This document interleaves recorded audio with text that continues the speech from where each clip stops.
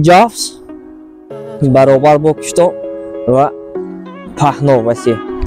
سلام علیکم دوستان. امروز موضوع ما یعنی اجمانی است. ما بسیار وقت در اجمان ویدیو نکردیم، یک مرتبه کردیم، بعد از اون نکردیم. بر تونیک باشد همه نمودش رو کردیم، بالا پایین همه شکر رو چی کردیم. شاید دبرو بسیار نمیکنیم. اجمانی در پول سه نمودی ابیشنی یعنی عادی سه نمودی اجمانی رو ما به شما نشون میدیم که در حیات و فعالیت هر روز ما میتونه استفاده کنیم. یعنی که ابیشنی اجمانی سه نمودش جافز برابر با کشتا و پهنا وسیع. رفتیم یکم الان که جافز میکنیم، پاها رو کمتر از کتفمون با بیرون میبریم. خیلی میریم. یک دو سه چهار پنج انا همینطور میزنیم. بعد دومی با کفت برابر ابیشنی خیلی که به همه معمول مشهور به همه معلوم است.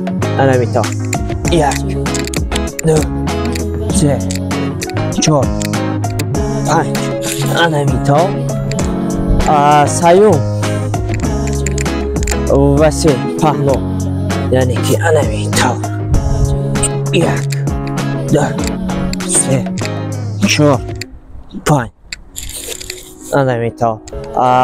این رو بینید که وقتی که ما میکشیم یعنی در تونیک هم همینطور است، در اجمان بورس در همش مشغول همینطور است که وقتی که ما حرکت میکنیم، وقتی که حرکت میکنیم میکشیم نفس رو میگیریم، وقتی که سرد میدیم نفس رو سرد میدیم به ما آسان میشد. یعنی که کنترلی همین دیخانی ما آسان میشه، به ما یادم میده کمک میده. دویم با نازکیش همی است که نازکیش گفتم. دویمش همی است که فایده های همین جافز یعنی که به ما به دو انه کریل لو میگویم به زبان روسی، به زبان تاجیکی نمیدونم چی میشه. قنات ها به ما رو میبرد به گروز یعنی که قفس سینه ما رو کلام میکند. پلیچ یعنی اینجا رو کلام میکند. ما با سخیمش میمونم امکان باشد.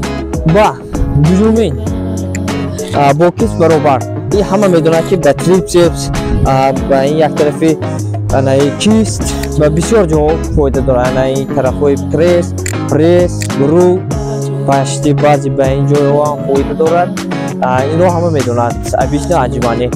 سیوم وسیع این هم فایده دارد که قول یعنی این طرفی پشت دستم تریپسم بعد نشه گردن رو هم آب میدهد.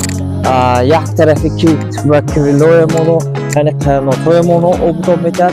یعنی که باز قفسه سینه مونو این طور شکل دراز میکنه. انا اینجاش انا این مشکلی که در اینجا هسته انا این رو کلام میکنه.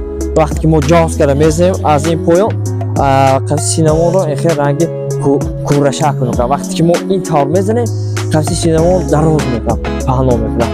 انا این چیز بود معلوماتی کم و بیش به سه نمودی اجمانی عادی که ما جافز با کیف برابر وسیع میکنیم. به همین معلومات های کم و بیش بود نو به شما به فکرم پسند میشد. تا این دام بودم چمپیون جمهوری تاجیکستان اوید به استریت ورکاوت مشقای کوچکی استریت ورکاوت اسم نورماتو ادمنستراتوری راه به سوی آرزوها. به کانال ما ابونه شوید، لایک کنید، تدلیس کنید، به دوستانتون راهی کنید. در تلگرام کانال ما هم ابونه شوید. در آنجا هم چیزهایی که در یوتیوب نیست در آنجا ما میپرتویم. خیلی باز چی بگم، همیشه به پیش باشید. راه به سوی آرزوها.